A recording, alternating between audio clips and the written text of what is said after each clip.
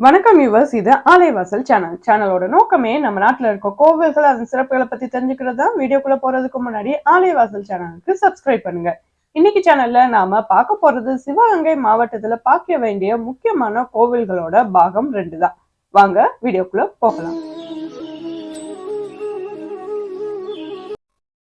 முதல்ல பார்க்க போறது கொல்லங்குடியில இருக்கிற வெட்டுடையாள் காளி கோவில். 8 கைகளோட இந்த காளியம்மன் இருக்கிறாங்க.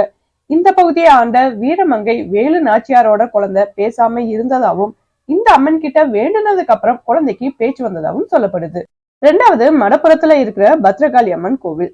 பக்தர்கள் தங்களோட வேண்டுதல்கள் எல்லாமே நிறைவேற இந்த அம்மன் கிட்ட வேண்டிக்கிறாங்க. அது மட்டும் இல்லாம நீதிய நிலைநாட்டும் தெய்வமாவும் இவங்க இருக்கிறாங்க.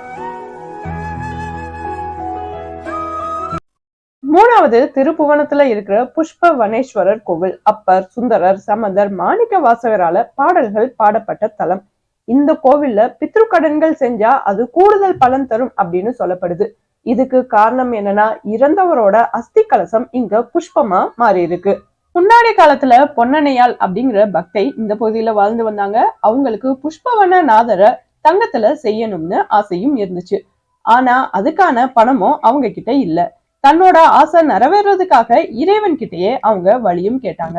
சிவன் சித்தரா வந்து அவங்க வீட்டுல இருக்கிற பாத்திரங்களை நெருப்புல போட்டா தங்கமா மாறும்னு சொல்லி அவங்களுக்கு தங்கமும் செஞ்சு கொடுத்தாரு. அந்த தங்கத்தை வச்சு அவங்க சுவாமி சிலையையும் செஞ்சாங்க. 4 குன்றக்குடியில இருக்கிற சண்முகநாதர் கோவில் அருணகிரிநாதரால் பாடல் பாடப்பட்ட தலம். இங்க முருகன் மட்டும் இல்லாம வள்ளியும் தெய்வானியும் தனித்தனி மயில் வாகனங்கள்ல இருக்கிறாங்க. அடுத்து அரியக்குடியில இருக்கிற திருவேங்கடமுடையான் கோவில். இந்த கோவில்ல பெருமாள் சுயம்புவா ஆனவர். இங்க இருக்கிற கருடனோட 2 பக்கமும் சிங்கங்கள் இருக்குது. அடுத்து திருப்பாச்சேத்தில இருக்கிற திருநோக்கு அழகிய நாதர் கோவில். நல மகாராஜாவால இந்த கோவில் கட்டப்பட்டதா சொல்லப்படுது. கருத்து வேறுபாடு இருக்கிற தம்பதிகள் இங்க வந்து வழிபாடு செஞ்சாவே அவங்களோட வேறுபாடுகள் நீங்கும். அது மட்டும் இல்லாம சோமவாரம் அன்னைக்கு இந்த சிவனுக்கு வித்தியாசமா துளசியில அர்ச்சனை செய்யறாங்க. மகாலட்சுமி இங்க வந்து தவம் பண்ணதாவும் சொல்லப்படுது. 7 பையூர்ல இருக்கிற பிள்ளை வயல் காளி கோவில். குழந்தை பாக்கியத்துக்காக இங்க இருக்க காளியம்மன் கிட்ட வேண்டிக்கிறாங்க.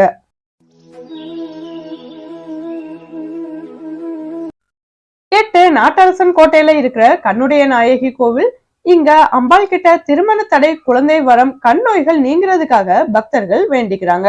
அடுத்து தாயமங்கலத்துல இருக்கிற முத்துமாரியம்மன். நின்ற கோலத்துல இந்த அம்மன் 4 கைகளோட காட்சி தராங்க. பக்தர்கள் வேண்டும் வரங்களை இந்த அம்மன் தராங்க. அடுத்து திருக்கோலக்குடியில இருக்கிற கோலபுரீஸ்வரர் கோவில். இந்த கோவில் 3 அடுக்குகளால கட்டப்பட்டிருக்கு. மலை உச்சியில முருகனும் இருக்கிறாரு. கொலை, கொள்ளை, பசுவதை போன்ற பாவங்கள் செஞ்சவங்க பாவங்கள் தீர்றதுக்காகவும் திருந்தி நல்ல வாழ்க்கை வாழ்றதுக்காகவும் இங்க இருக்க சிவன் கிட்ட வேண்டிக்கிறாங்க.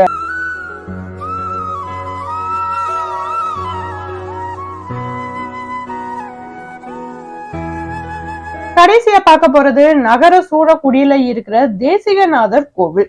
சிவன் கோவிலா இருந்தாலும் இங்க பைரவர் தான் முதன்மையானவரா இருக்கிறாரு. பைரவர் கையில சூலாயுதத்துக்கு பதிலா கதாயுதத்தை வச்சிருக்கிறாரு. இவர் ஆனந்த பைரவர் அப்படின்னு அழைக்கப்படுறாரு. இங்க முதல்ல பைரவருக்கு தான் வழிபாடு செய்யப்படுது. அதுக்கப்புறம் தான் சிவனுக்கும் அம்பாளுக்கும் வழிபாடே நடக்குது. ஐஸ்வர்யம் பெறுகிறதுக்காக இங்க வேண்டிக்கிறாங்க. இந்த வீடியோவை பார்த்ததுக்கு நன்றி வியூவர்ஸ். வீடியோ பிடிச்சிருந்தா லைக், ஷேர், கமெண்ட். ஆலைவாசல் சேனலுக்கு சப்ஸ்கிரைப் பண்ணுங்க. பக்கத்துல இருக்க பெல் ஐக்கானையும் கிளிக் பண்ணுங்க. நன்றி.